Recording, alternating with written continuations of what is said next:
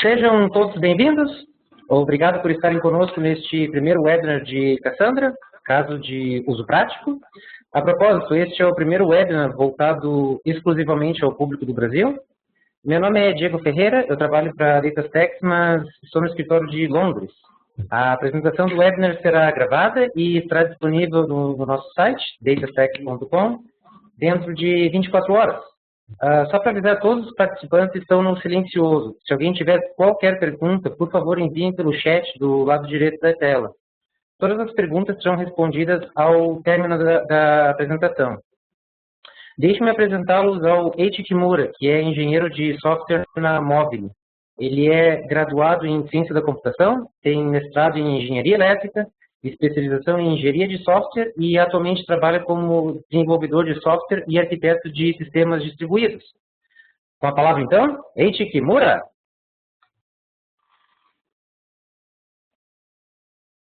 Obrigado, Diego. Boa tarde a todos. Então, vou falar um pouco de Cassandra para vocês.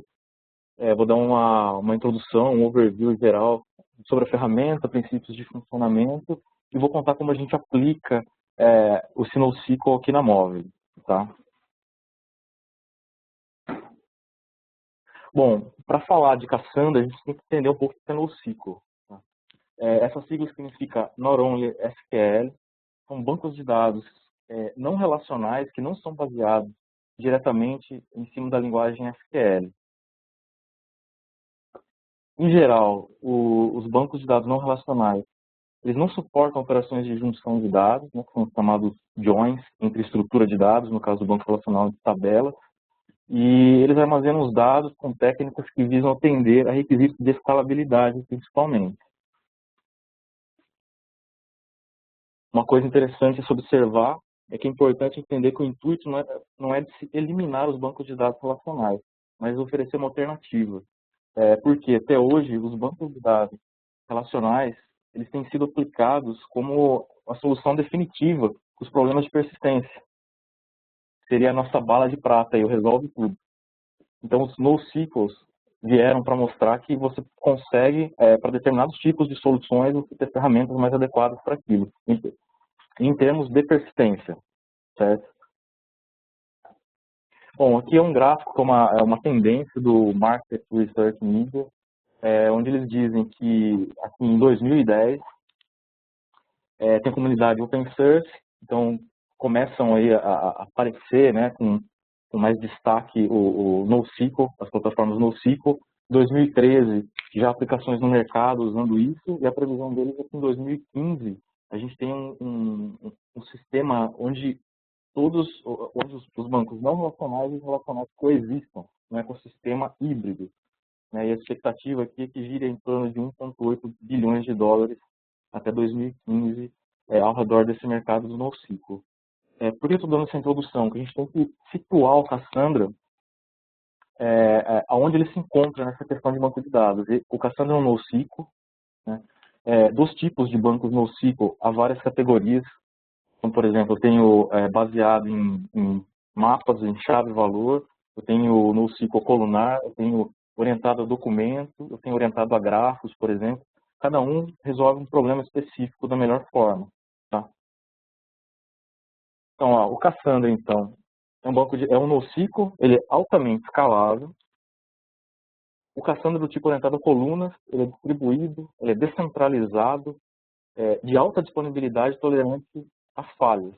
Depois eu vou comentar um pouco desses aspectos com vocês. Ele foi originalmente criado pelo Facebook e hoje utilizado em grandes empresas, aí, como Netflix, eBay e assim por diante.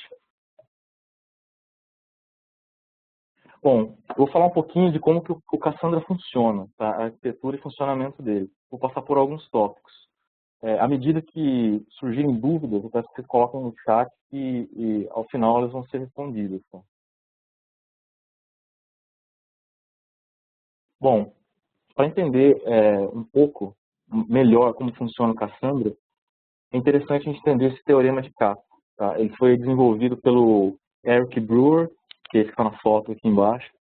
E o que significa Kafka? Essa siglazinha. Tá? Então vem de três palavras, que é Consistent, Availability e Partition Tolerance. Então, consistência, consistência. Todos os clientes vão ler a mesma informação, mesmo ocorrendo atualizações concorrentes. Questão da disponibilidade, todos os clientes sempre serão capazes de ler e escrever dados. Sempre isso vai ser possível. E o último, tolerância à partição. O banco de dados pode ser dividido em múltiplas máquinas e continua a funcionar mesmo com eventuais problemas de rede. Então, essas siglas, os conceitos se interseccionam da seguinte forma, igual está sendo mostrado aqui. Vocês podem ver, nesse teorema do Breuer, ele diz que dessas três propriedades em sistemas distribuídos de larga escala, tá, dessas três propriedades a gente pode escolher duas delas para aplicar no sistema. Então aqui eu tenho até o Oracle Hack, que prioriza consistência e disponibilidade. Eu tenho aqui os que priorizam a disponibilidade e a tolerância à partição, que são os NoSQLs, e tem o No-Go ali, que seria a intersecção dos três. É isso que afirma esse teorema. Então, onde é que o Cassandra se encaixa nesse teorema aqui?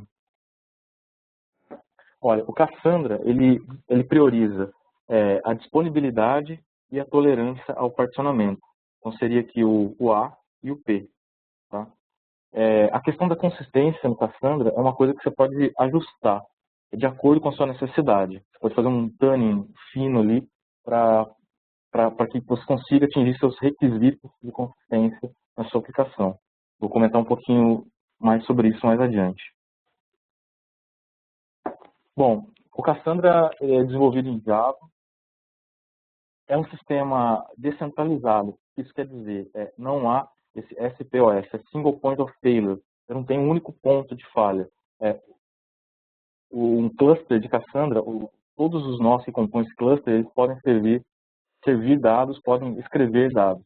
Eu não tenho aquele conceito de master-slave, tá? Como alguns bancos de dados relacionais têm. Todos são master, vamos dizer assim. E ele utiliza um protocolo peer-to-peer de comunicação, protocolo conhecido como GOSSIP. Nesse protocolo, os nós, as máquinas desse cluster, elas conversam entre si, trocam informações, pacotes de bytes na rede, para saber como está a saúde de um determinado nó. Então, eles se comunicam, se por acaso um nó não responder, ele comunica com um nó vizinho e com outro vizinho para saber o que está acontecendo. Se esse nó parou de responder na rede ou teve só uma parte da rede que não está respondendo e assim por diante. E o Cassandra também tem uma característica interessante que é a escalabilidade. É um sistema altamente escalável e a escalabilidade elástica, ou seja, eu posso tanto adicionar mais recursos, né, adicionar mais máquinas para participar desse meu cluster, como posso tirar em um dado momento. E essa é a característica elástica, chamada elástica da escalabilidade. E a escalabilidade ela é linear, ou seja, é diretamente proporcional. Se eu dobro o número de nodos, eu estou dobrando a capacidade da mesma forma. O cluster no Cassandra é conhecido como ring, onde cada máquina representa um nó desse ring, um anel. O Cassandra ele também provê a distribuição automática dos dados. Bom, se ele provê a distribuição automática dos dados, então tem que saber como você vai distribuir esses dados ao redor do seu ring, para todas as suas máquinas. Então, ele também, a parte de particionamento das informações inseridas é transparente para o usuário. Bom, vou falar um pouquinho aqui sobre como funciona a estrutura de dados de armazenamento do Cassandra. Esse aqui é um modelo que vem do Bigtable do Google. O pessoal fala bastante que o Cassandra é um banco de dados em memória. Tá?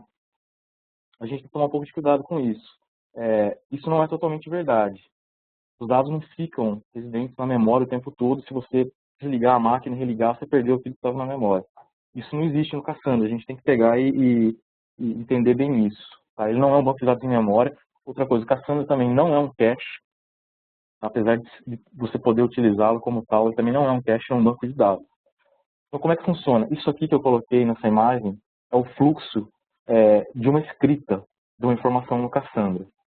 Eu vou mostrar por que você não perde os dados aqui, se por acaso a máquina vier desligar.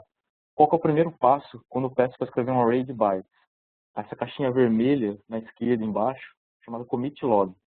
O primeiro passo é gravar no arquivo da máquina que está recebendo essa requisição de escrita.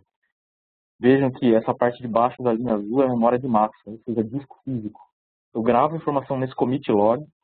Após a informação estar persistida no commit log, ela passa para um outro estágio que aí sim vai para a main table. A main table é o que está na memória. Os meus dados em memória. Então, meu dado primeiro vai para o disco e depois o dado vai para a memória. Tá? Essa main table, claro, tem uma série de regras para que ela seja persistida ou não. É configurável isso.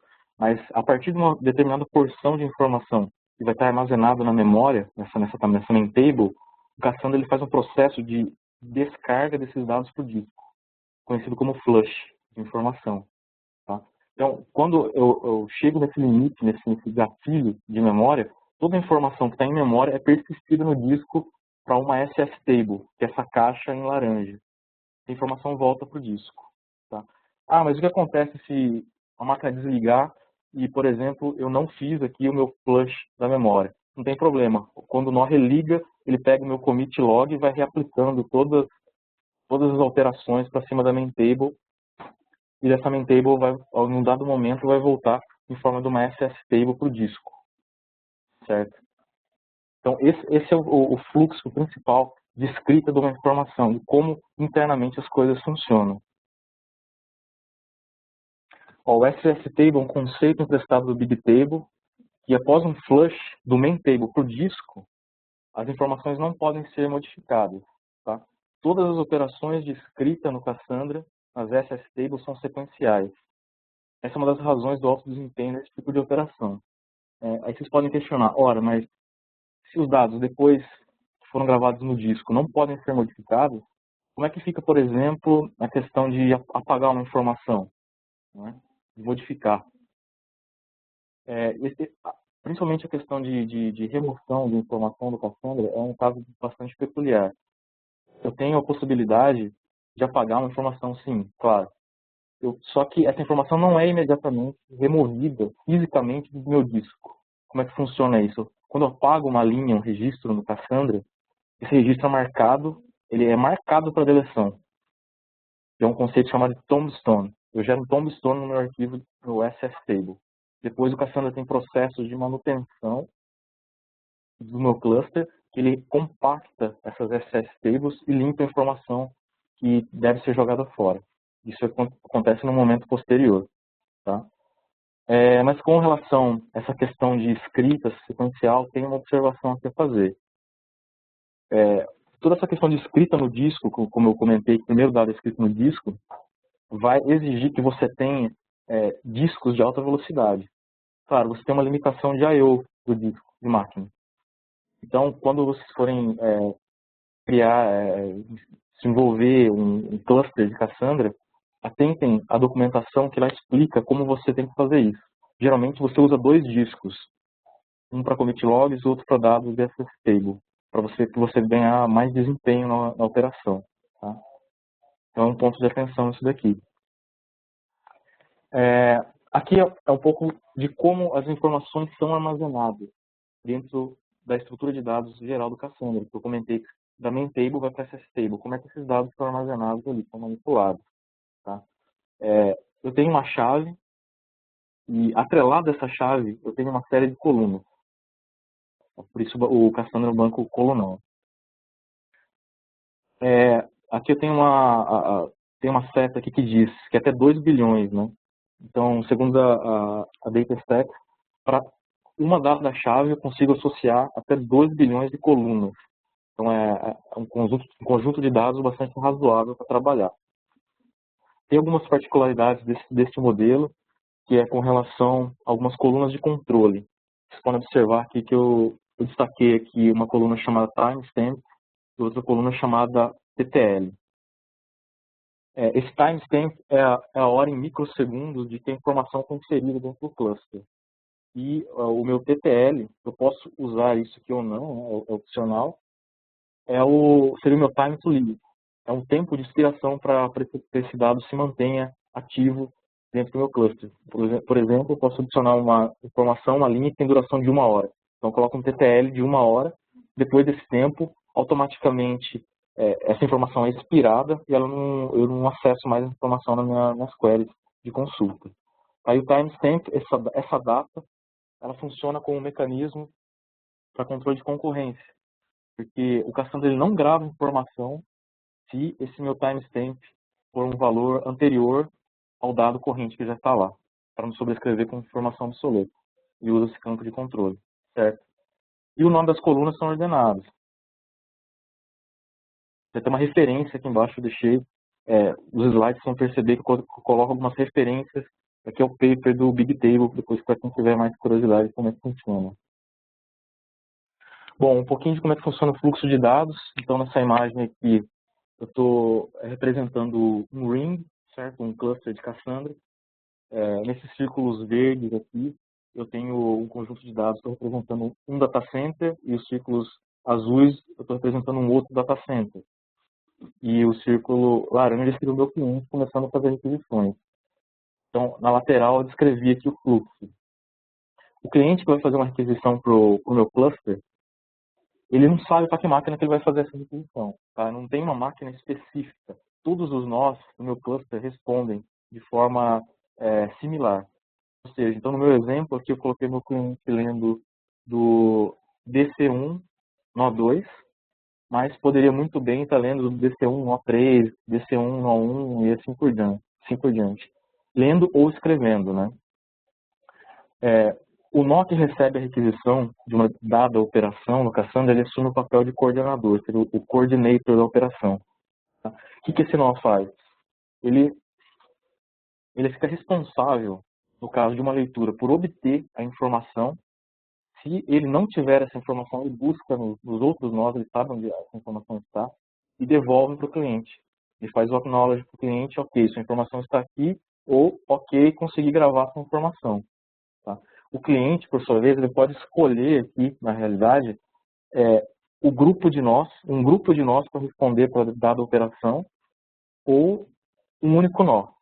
É aqui que entra o ponto da consistência ajustável que eu comentei, tá? O tuning de consistência. O cliente escolhe, todo esse ajuste é feito do lado do cliente, ele escolhe quantos nós, por exemplo, no caso de uma leitura, vão ter que responder à minha requisição. Então, se eu quero um nível de consistência muito alto na leitura, eu peço para que um quórum de máquinas, uma quantidade específica de máquinas do meu cluster, respondam aquela informação. E o meu nó coordenador vai ver qual informação é mais nova, mais consistente, e vai devolver para o meu cliente. Tá? O mesmo se passa com questão da escrita. Eu posso pedir para escrever com consistência máxima. A consistência máxima seria, escreva uma informação no meu data center local, inclusive replico para o outro data center. Só depois que você conseguir fazer isso, você me dá um retorno de ok. O cliente pode escolher isso. Ou não. O nível de consistência é menor um pouco. Eu quero que você escreva informação que ela seja replicada só para o meu data center local. Feito isso, eu já posso receber um ok. Ou eu posso colocar um nível de consistência bem baixo, que é enviar para o meu nó coordenador um pedido de escrita e falar, olha, se você conseguir escrever em pelo menos um nó do cluster, já me dê um acknowledge de ok. Tá? Então, isso é do ponto de vista do cliente. O quão consistente você quer a informação do ponto de vista de escrita e leitura para que você pode utilizar e informar isso no momento da sua requisição para o cluster do Cassandra. Certo? Bom, falando um pouquinho sobre a chamada consistência eventual. O que seria consistência eventual? É uma consistência que ocorre ao longo do tempo, né? Mas a consistência propagada, que se diz. Eu coloquei até como exemplo aqui o DMS, né, consistência propagada. Tem um trade-off grande aqui com relação a isso. Isso que pode ser um problema ou não. Depende da sua implementação do que você quer. Se você tem um requisito de consistência muito alto, como comentei no slide anterior, você vai precisar fazer operações com um nível de consistência alto, ou seja, recrutar mais máquinas do seu cluster para que respondam dada a operação que você está querendo executar. Tá? Se você tem mais máquinas que vão ter que responder, tem um trade-off aí, né, e está relacionado com latência, principalmente latência de rede. Ou seja, você em detrimento da performance, você vai ter um pouco menos de performance, só que você vai ter mais consistência. Isso é uma opção que a pessoa vai ter que fazer no design da sua aplicação. A cada aplicação, para usar o Cassandra, você pode escolher se você quer mais ou menos consistência. Então, para uma rede social, por exemplo, onde eu escrevo uma informação aqui no Brasil, por exemplo, e não ter problema que essa informação demore alguns segundos para se propagar para vários pontos no mundo, bom, a consistência eventual para mim não vai ser um problema. Eu posso trabalhar com isso e isso fazer parte da arquitetura do meu sistema normalmente. Agora, para outros sistemas onde eu quero garantir que ao escrever a informação, eu quero que a informação seja replicada em vários pontos e ter garantia disso, então eu vou ter que aumentar o meu nível de consistência. Tá? Isso é tunável, isso é ajustável. Né? Bom, então eu passei com vocês como é que funciona o Cassandra, como é que funciona algumas estruturas de dados, onde ele se insere no contexto dos bancos de dados não relacionais, NoSQL.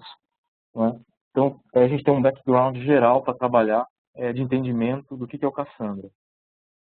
Agora, o que eu vou mostrar, o que eu vou apresentar aqui, é o nosso caso de uso prático. Agora que a gente conhece a ferramenta, então como essa ferramenta foi utilizada, foi aplicada dentro do ambiente corporativo, tá? Dentro de uma empresa. No caso aqui, da Movile, tá? Eu sou arquiteto de software, engenheiro da Movile, e a gente está trabalhando com Cassandra já desde do início de 2009, desde a versão 0.6 do Cassandra, tá? E muita coisa evoluiu, a gente aprendeu muito, e eu vou tentar passar então para vocês aqui um pouquinho da experiência móvel aqui de uso do Cassandra, tá? Bom, então, vou falar um pouquinho sobre a móvel, né? Mais de 20 milhões de pessoas usando nossos serviços todo mês. A móvel é líder em desenvolvimento de plataformas de comércio e conteúdo móvel na América Latina, com produtos para celulares, smartphones, tablets. Nosso trabalho deixa a vida das pessoas melhor e mais divertida. Né? A Mobile faz produtos legais. Né?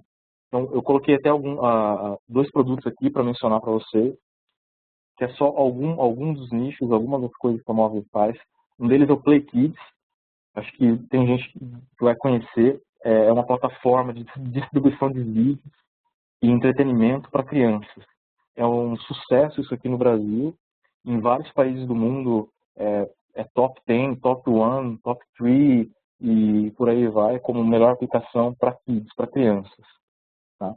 E tem também aqui o iFood, que é um delivery de comida, é uma app, então, ambas são aplicações para smartphone e tablet. Tá? É uma app para você fazer pedido de comida online, sem interação humana. Você escolhe, tem uns cardápios, você quer comer, locais mais próximos a você, você faz esses pedidos, e o motoboy aparece na sua empresa alguns minutos depois, com a possibilidade de você efetuar o pagamento e retirar a mercadoria. Então são produtos bem interessantes, bem legais, que estão no mercado aí. O Movile sempre preza por desenvolver aplicações visando a usabilidade do cliente, fazer as coisas com excelência, né? E é bem interessante poder mostrar um pouquinho do que a gente faz aqui. Tá? Bom, o que eu vou apresentar para vocês é só uma plataforma nossa aqui na Móvel interna, que é uma plataforma de gerenciamento de assinaturas dos usuários nos nossos produtos e também é a plataforma que efetua cobrança dos usuários nas operadoras de celular. Tá? O usuário pode efetuar compra de bens virtuais, por exemplo, comprar moedinha para algum tipo de jogo, assinar algum serviço, e esses dados podem ser cobrados via a operadora de telefonia celular do Brasil. Então, esse sistema que eu vou descrever para vocês aqui, uma parte da arquitetura, ele é responsável por gerenciar toda a base de assinantes e efetuar as cobranças recorrentes e assim por diante. Tá? Então, tem alguns requisitos aqui da plataforma. A plataforma ela deve ser de alta disponibilidade, ou seja, o serviço nunca pode parar. Por quê? Porque senão os usuários não conseguem mais comprar, efetuar compras ou assinar produtos. ou mesmo ver alguma informação que dependa da consulta do nosso sistema. É uma plataforma crítica. Tá? Alto desempenho.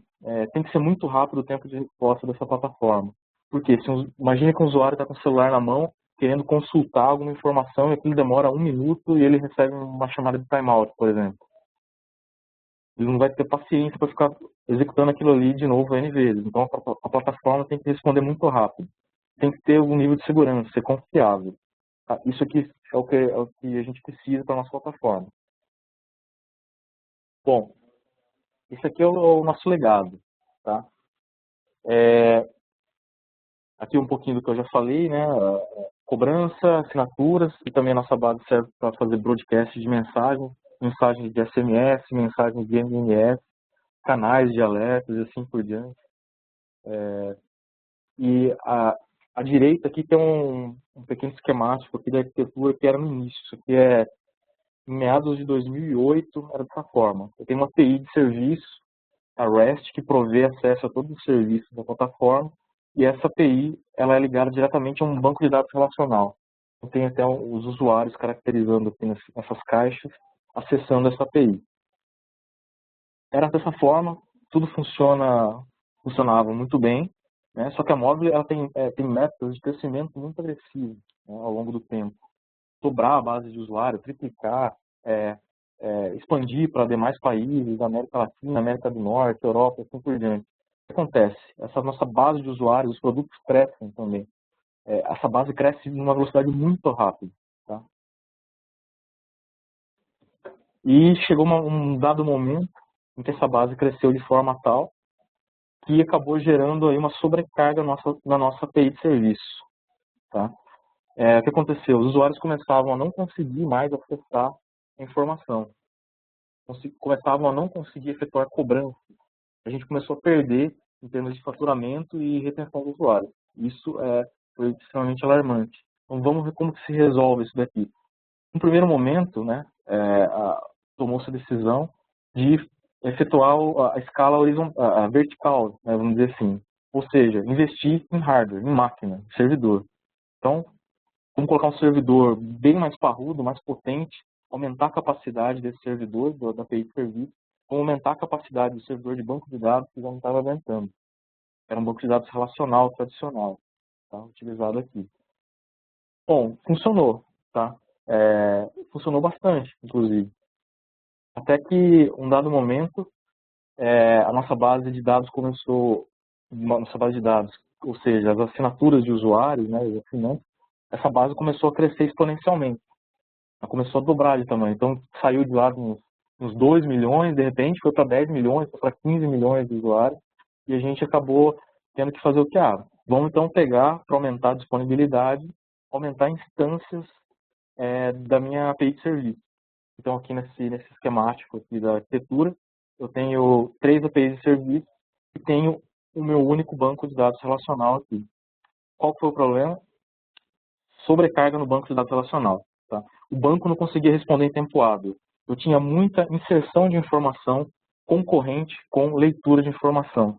Isso aqui deixava a performance do sistema muito ruim. Os usuários não conseguiam mais acessar as informações, recebiam timeouts na requisição e estabeleceu-se o caos novamente. Teria que fazer aqui uma operação para modificar tudo isso daqui.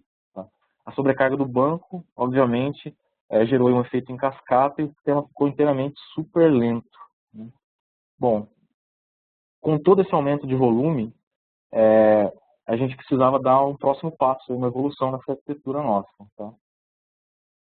Então, só para falar um pouquinho dos dados que a gente está mexendo aqui, né, qual que é o volume, a gente tem aproximadamente hoje 60,4 milhões de assinaturas na nossa base de dados e aproximadamente 37,1 milhões de assinantes. Tá? Bastante dado assim, porque a gente está trabalhando. Aqui só para título de curiosidade, como é que essas assinaturas que a gente tem, que eu acabei de falar, elas se distribuem em alguns países da América Latina e Estados Unidos. A maior faixa de assinantes essa parte laranja aqui da pizza, né, do gráfico, que é o Brasil, está concentrada a maioria aqui. Depois aqui a gente tem esse verde mais claro no México, um verde um pouco mais escuro a Colômbia e a Argentina. Mas ainda assim a maior parte dos assinantes estão no Brasil, dos nossos produtos e serviços. Bom, então vou apresentar aqui agora a versão evoluída da nossa arquitetura, envolvendo a solução no ciclo do Cassandra. O que mudou aqui, né? A gente simplesmente removeu o banco de dados relacional do circuito principal, né, da linha de execução principal dos nossos serviços. Tá? Tudo agora ficou distribuído, eu aumentei o meu número de APIs de serviço, consegui escalar isso. Os meus dados agora não estão centralizados em um único ponto, aquilo me gerava também um único ponto de falha. Né? O dia que esse banco de dados precisava receber algum tipo de manutenção, ou a máquina tinha algum problema, que precisava resetar, alguma coisa assim, eu tinha meu sistema inteiro indisponível. Isso era uma coisa muito ruim para a gente, porque um dos requisitos da plataforma era ser de alto desempenho. E agora, nesse esquemático da arquitetura que eu estou mostrando para vocês aqui, eu tenho um cluster de Cassandra inserido bem no meio de tudo isso. Eu vou dizer como é que funciona isso daqui. As minhas APIs de serviço agora, tanto para consulta de assinaturas de usuário, como para criação de assinaturas de usuário, fazem isso diretamente no meu banco de dados não relacional, direto no cluster do Cassandra. Tá? O que eu ganho com isso daqui? Como é muito fácil eu conseguir escalar um cluster de Cassandra, eu consigo muito facilmente também escalar as minhas APIs de serviço. Tá? Então, o que acontece? Se hoje eu tenho, dada a minha capacidade, o meu volume de informação que é introjetada no sistema, eu consigo escalar muito facilmente se, por exemplo, eu resolver dobrar o meu número de usuários. O Mozilla para alguns países da Europa, por exemplo, consegue vender muitos serviços, muitos produtos ali, aumenta muito o meu número de assinantes, o meu número de assinaturas, isso vem a dobrar, vamos dizer assim, eu consigo facilmente escalar o Cassandra, eu dobro o número de nós do meu cluster, aumento o meu número de APIs de serviço e o meu sistema continua funcionando, sem problema. Tá? Eu consegui ganhar isso. Eu consegui ganhar muito desempenho, porque eu aumento o meu cluster de Cassandra tem vários nós no meu cluster, eu ganho muito desempenho com isso. Nessa imagem que eu coloquei, se vocês se atentarem, as Service e APIs aqui, as APIs de serviço, elas estão acessando distintos nós no meu cluster. Meu cluster está representado aqui pelas esferas verdes, certo? Eu não tenho um único ponto sendo acessado por várias instâncias. Eu diminuo a concorrência nesse ponto, eu ganho desempenho. Tá? Ganho desempenho e eu ganho aumento da disponibilidade. Tá? Porque eu não tenho mais um único ponto de falha, eu tenho vários nós para responder aquela informação para mim, com informação replicada, certo? E a parte da esquerda aqui, uma parte ainda que a gente está evoluindo na plataforma, mas há um processo, uma peça de software que extrai a informação que está no Cassandra, isso tudo de forma assíncrona, né, para não interferir no funcionamento geral do sistema da aplicação, pega essa informação e grava ela num banco de dados relacional, para fazer processos mais complexos de data warehouse, relatórios e assim por diante. Tá? Então, essa é a nossa arquitetura. É dessa forma que o Cassandra é utilizado aqui na Move. Tá? Esses foram os benefícios que a gente conseguiu usando essa ferramenta. Bom, por que do Cassandra, então? Tá? Porque o Cassandra tem um excelente desempenho. Tá? Tem um desempenho muito bom de leitura e um desempenho melhor ainda com relação à escrita de informação. O throughput de leitura e escrita é altamente escalável. Como eu comentei, a gente aumenta o número de nós, eu preciso de mais capacidade e consigo aumentar em termos de máquina. E ele suporta a parte de geodistribuição de informação, ou seja, vários pontos eu posso ter essa informação replicada de forma muito fácil e transparente. Eu monto um cluster onde partes dos nós desse cluster estão em outro país, em outra região, outra localidade, e eu garanto que essa informação está replicada. O meu sistema que funciona em outra localidade que não no mesmo data center, ele acessa a informação no seu próprio data center. Tem diminuição de latência, então isso é uma coisa muito legal, interessante. O ganho de desempenho, tem economia de recursos. Ele é tolerante a falhas. O que é isso? Se cair algum nó no meu cluster, o cluster tem capacidade de pegar e se reacomodar, vamos dizer assim, redistribuir informação e tudo continua funcionando dentro da minha plataforma, do meu software, eu nem sinto que isso está acontecendo. Eu tenho um controle fino do nível de consistência por cliente, como já foi comentado. Eu tenho rotinas de manutenção, de checagem, reparação da informação para garantir a integridade dos meus dados.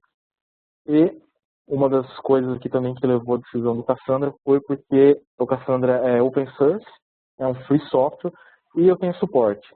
Tá? É aí que entra um dos pontos onde entra o pessoal da DataStax.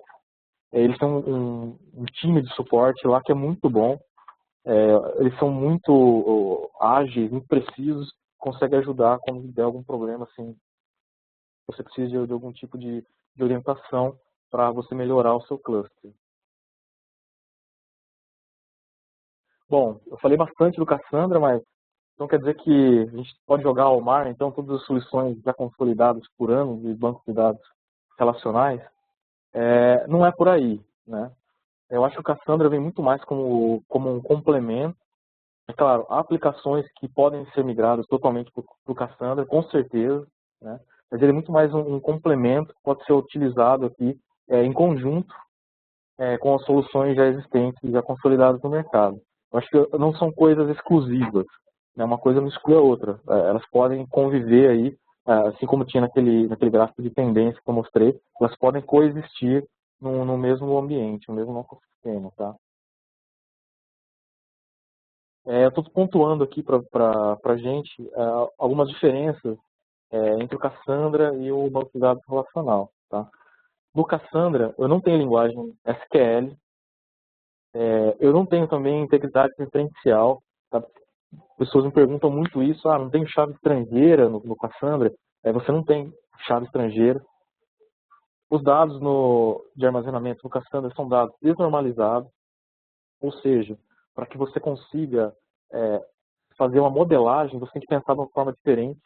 Aquelas formas normais que se vê, bem clássicas de banco de dados relacionais, não são aplicáveis no modelo de dados de um sistema NoSQL, então isso tem que ser levado em consideração na adoção. Tá? Não existe geração de chave sequencial também no Cassandra, as chamadas sequences. Isso não tem. Eu também não tenho stored procedures no Cassandra. O que eu tenho aqui na versão atual do Cassandra, que é a versão 2.0, eu tenho algumas coisas bem interessantes. Eu tenho índices em coluna, eu consigo indexar agora uma coluna e fazer buscas por um determinado valor de uma coluna, desde que seja de baixa cardinalidade. Eu tenho o CQL, que evoluiu para a versão 3.0, é o chamado Cassandra Query Language. É uma linguagem que ela tem algumas similaridades com SQL, mas não é SQL, tá? Para você poder fazer consulta, manipulação de dados, criação de estruturas dentro do Cassandra. Ficou muito mais fácil, muito mais simples usando o CQL. Tem um desempenho muito bom, tá? E o que eu pontuei aqui no final, que está de azul, que saiu, são as novidades dessa versão 2.0 do Cassandra, que foi lançada recentemente, são as Lightweight Transactions e também a questão de triggers. Tá? Transações, no Cassandra, foi implementado um mecanismo muito recentemente para que você consiga fazer algumas transações pequenas. Porém, eles recomendam para que você use isso em menos de 1% de todo o seu sistema. Claro, né, se você tem uma transação que você tem que fazer um lock de um registro num ambiente distribuído, muito provavelmente isso daí vai gerar problemas de desempenho, reduções de desempenho. Então, usar com cautela isso daqui, para quem quiser utilizar. E a questão de triggers, né? Eles implementaram um mecanismo onde você implementa alguma interface e você consegue definir um comportamento baseado antes ou depois da inserção de dados, como se fosse uma trigger de banco de dados. Porém, isso daqui é um conceito totalmente experimental e eles prometem mudanças drásticas nisso daqui a partir da versão 2.1 do Cassandra. Tá? Então, isso daqui é para pontuar assim, o que a gente tem e o que a gente não tem no Cassandra. Certo? É muito interessante saber, ajuda, inclusive, em tomadas de decisão na adoção do Cassandra, no uso e assim por diante. Tem aqui um pouco de estatística de desempenho do cluster. Aqui eu tenho um cluster de 5 nós. Hoje já não está mais assim, o nosso cluster tem 8 nós, em 2 data centers distintos. Mas aqui nesse meu exemplo, a ordem de grandeza aqui é de microsegundos, então eu tenho latência de leitura, de escrita e o load da máquina para cada uma das máquinas dos meus nós. Então vocês vejam que aqui no Node 3 eu tenho na ordem de 855 microsegundos a latência de escrita e 851 micro a latência de leitura. Já aqui no meu nó 5, por exemplo, eu tenho uma latência de escrita de 1.278 micros, ou seja, 1,2 milissegundos. Para o que a gente precisa, aqui isso é bastante rápido. Tá? E embaixo aqui eu coloquei, inclusive, uma média, né?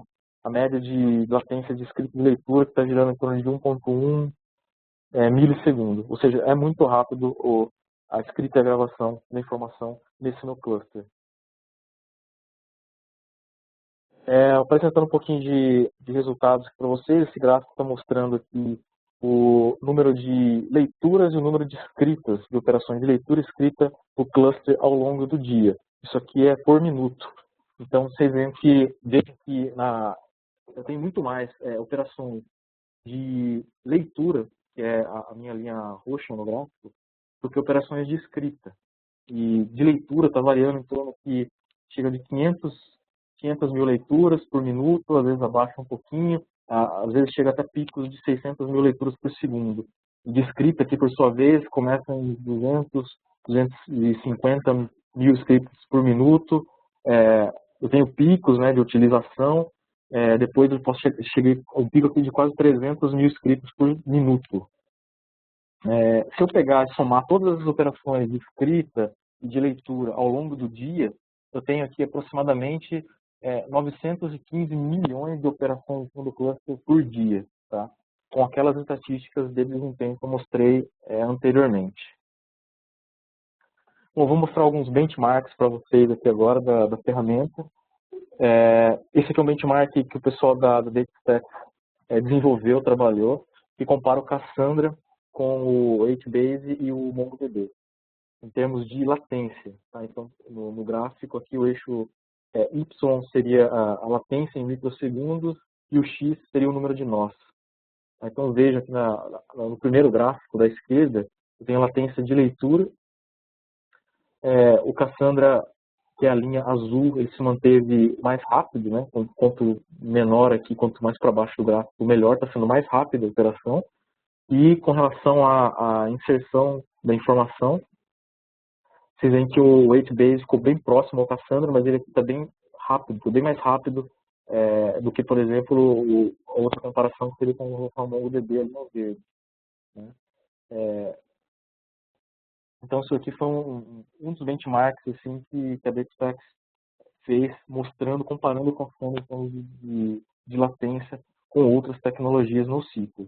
Vou continuar mostrando alguns benchmarks, alguns dados, algumas estatísticas. Esse aqui é um benchmark bastante conhecido, o benchmark de escalabilidade que o Netflix aplicou no Cassandra. Isso aqui foi feito em cima de máquinas da Amazon, tá? Máquinas virtuais EC2. Então, eu tenho aqui no eixo X o número de máquinas que o pessoal do Netflix usou e no eixo Y o número de operações por segundo que eles estão conseguindo realizar. Tá?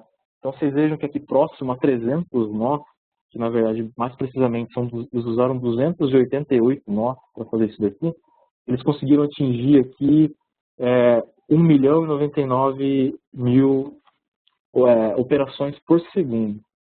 Tá? Em torno de 1 milhão de operações por segundo nesse caso. Eles comentam lá, tem até o link para quem quiser mais detalhes sobre esse benchmark que eles realizaram. Eles comentam que eles gastaram em torno de uns $500 para conseguir rodar teste aqui na Amazon e conseguir extrair todos esses resultados, obter. Né? Interessante disso daqui é que comprova, mostra a questão de escalabilidade, da linearidade da escalabilidade. Tá? Eu tenho aqui, em 150 nós, vocês podem perceber aqui, eu tenho em torno de 500 mil operações. Eu dobrei a quantidade de nós de 150 para quase 300 e eu tenho praticamente 1 milhão de operações por segundo. Isso mostra o quão linear é a questão da escalabilidade para o Cassandra. Tá? Bom, Por fim aqui, eu tenho um outro benchmark realizado pelo pessoal do VLDB, do Very Large Databases, é uma conferência que tem sobre banco de dados, Big Data e assim por diante, e o pessoal tem um paper bastante interessante, eu coloquei o link aqui nesse slide para vocês verem, e aqui tem um benchmark que eles fizeram, comparando o Cassandra com outros NoSQLs, inclusive tem um banco de dados relacional no meio, que é o MySQL, e no eixo X eu tenho o número de nós, no Y eu tenho o throughput, né, o meu número de operações por segundo. Mais uma vez, dá para perceber aqui, o Cassandra essa linha com uma cruzinha, dá para perceber que o Cassandra, conforme eu aumento o número de nós, a questão do throughput vai aumentando. Ou seja, de novo, está corroborando aqui com o benchmark do Netflix de linearidade na escalabilidade. E a partir aqui, a gente pode perceber que com 8 nós, ele está praticamente igual a essa segunda linha, que seria o MySQL, MySQL. E quando chega aqui a 12 nós, o Cassandra passa o MySQL em termos de throughput e operações por segundo. Então isso daqui mostra, mais uma vez, um comparativo do Cassandra com outras tecnologias. Tá? Bom, eu vou finalizando por aqui. Gostaria de agradecer a todos aí que estiveram acompanhando o webinar, acompanharam a explanação e tudo mais. Os meus contatos estão aqui na tela, anotem, e sigam no Twitter ou no SlideShare, que dentro em breve essa apresentação vai ser publicada lá. Eu digo, só para concluir, né, com relação ao benchmark, na minha opinião, o Cassandra realmente ele se destaca em muitos pontos com relação aos outros NoSQLs, mas eles misturam, na minha opinião, algumas tecnologias, por exemplo, banco de dados relacional com banco de dados não relacional, e começa a comparar coisas de categorias diferentes para conseguir um determinado resultado. Não sei até quanto isso é válido. Eu gostaria que eles fizessem um benchmark comparando realmente só bancos NoSQL e bancos NoSQL da mesma categoria, inclusive. Mas esse material que a gente tem, que o pessoal do VLDB é muito respeitado, esse paper acaba sendo assim, uma referência, vamos dizer assim, de benchmark em termos de tecnologia NoSQL. Tá? Então, eu gostaria que vocês buscassem realmente mais informação, vissem essas referências que eu coloquei nos slides, para entender e ver os detalhes desses benchmarks que eu coloquei. Eu estou aberto para receber perguntas por e-mail, Twitter, ou seja lá o que for que vocês quiserem me contactar, para realmente tirar dúvidas e o uso aí da ferramenta do Cassandra, onde quer que vocês queiram utilizar. Tá? Agradeço muito, obrigado, e vou passar a palavra então para o Diego.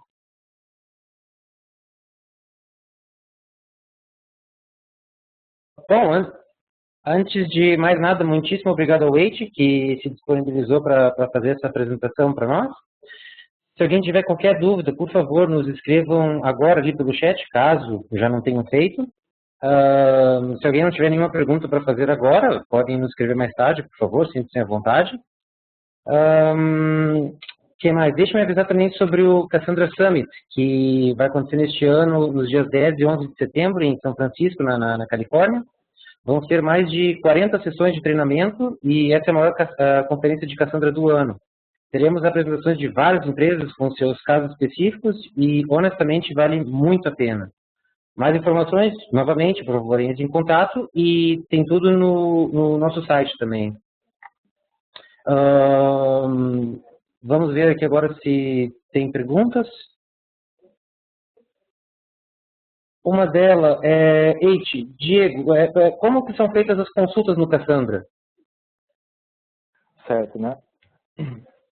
Bom, as consultas no Cassandra, se eu entendi bem a questão, né, em termos de como você obter informação, você pode tanto obter essas informações usando a linguagem o CQL, né, onde você tem uma sintaxe, você consegue definir a sua query, vamos dizer assim, você consegue fazer um select, algumas colunas from, e você coloca de qual tabela está vindo aquilo ali.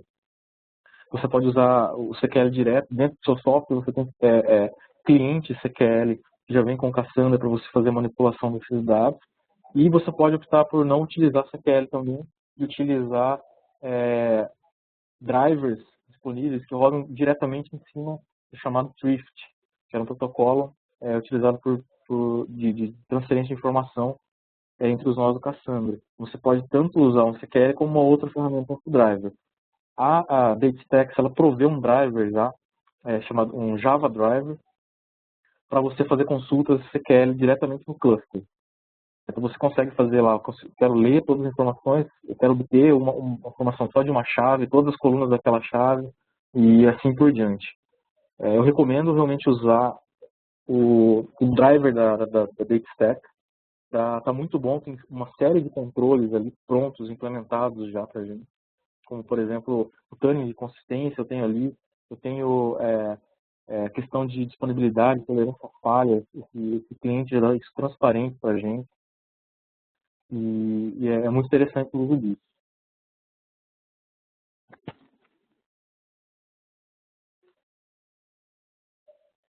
Diego, tem mais questões? Tem outra aqui. Como fica o ambiente com centenas de nodes quando implementamos transações em nosso ambiente de Cassandra? É necessário que a coordenação do cluster receba um ACK de todos os nodes envolvidos no quórum como de costume antes de efetuar um commit do bloco transacionado? Essa questão é muito interessante. Eu consigo responder ela parcialmente. Tá?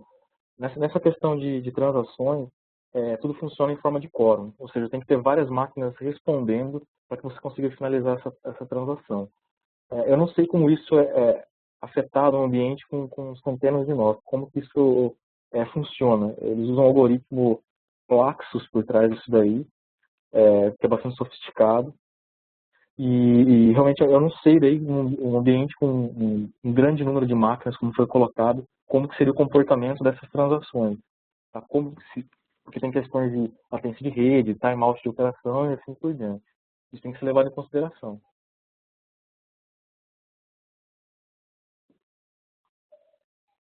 Ok, uma mais aqui. Como é feito o backup dos dados no Cassandra?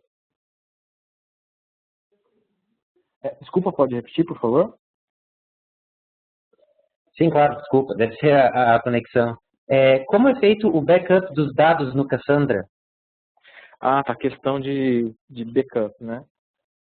O Cassandra ele provê ferramentas para que você possa pegar e fazer a cópia de todas essas SS tables que ele está gerando, né? Que isso é gerado em disco, para você pegar, fazer uma cópia desses arquivos, dessas informações em um outro ponto, você pode restaurar posteriormente. Você pode tanto ter opção para fazer um backup de uma única vez, ou você pode configurar o Cassandra para que ele faça backups incrementais. Ele vai fazendo isso à medida que o tempo vai passando e movendo esses arquivos para você.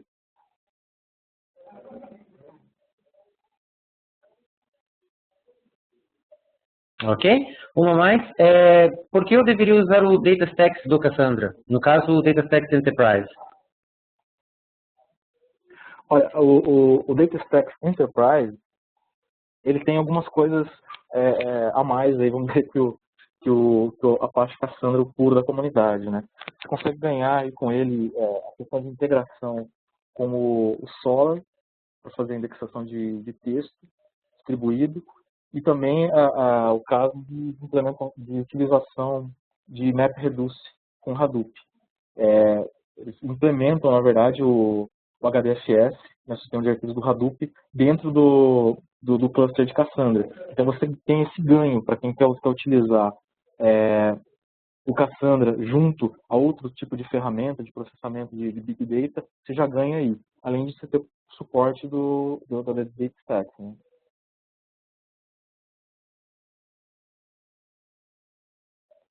Ok? Duas mais aqui.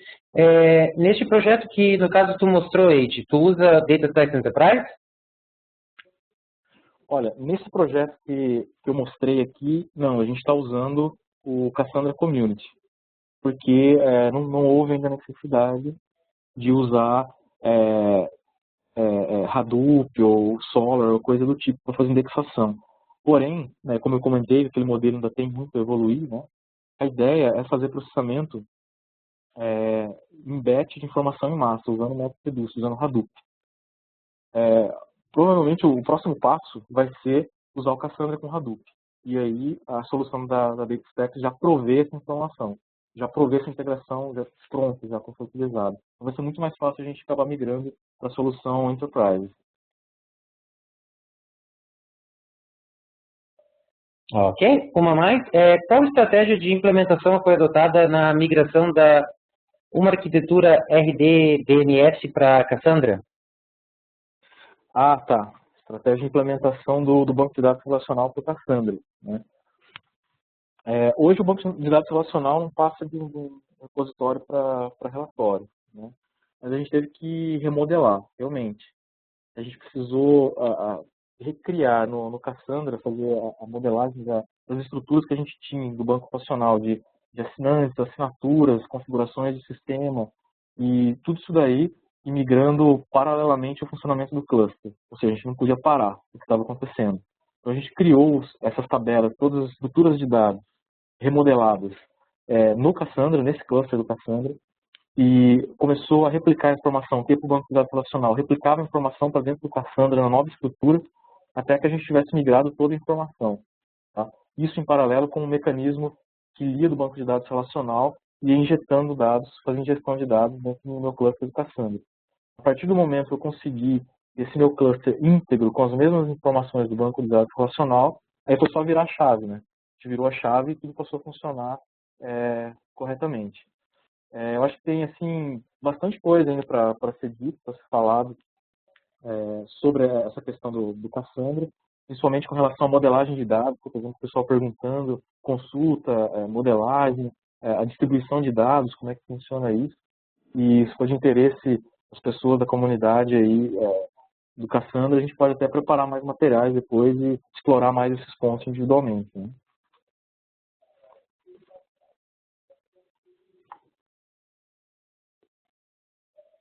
Ok? Eight, nesse projeto que tu mostrou, o aplicativo e os nodes estão dentro do mesmo DNS? Olha, estão dentro do mesmo DNS, deixa eu ver aqui. Na verdade, a gente não está usando, entre nós do Cassandra, na verdade, a gente tem um DNS configurado. Tá?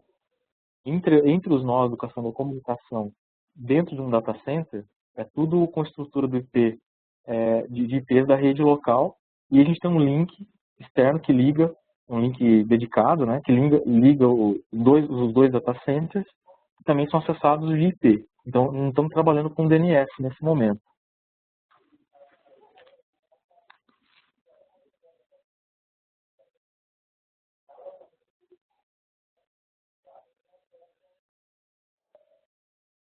Ok. Fico no aguardo aqui, não vejo mais nenhuma pergunta. Vamos aguardar por mais alguns segundos. Vemos.